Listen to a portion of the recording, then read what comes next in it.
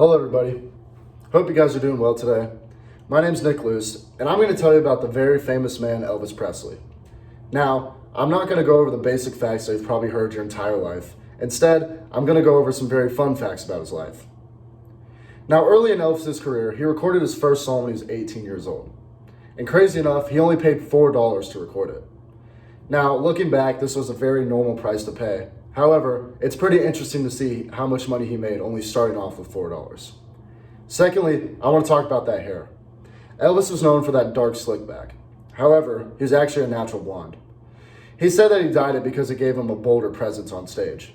And I would say that worked for him as it was one of his infamous trademarks. But his other trademark was a bit of a fallacy. His famous house, Graceland, he didn't name that. It was actually the name that came with the property. However, this didn't take anything away, as Graceland is the second most visited house in the United States, only behind the White House.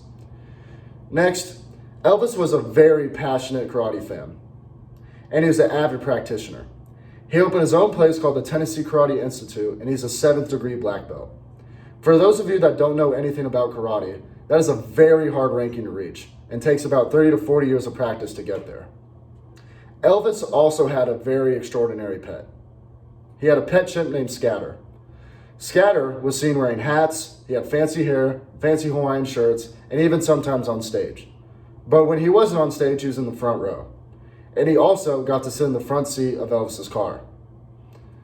Lastly, and most interesting to me, I want to talk about Elvis's famous sandwich, also known as the Elvis or the Fool's Gold Loaf.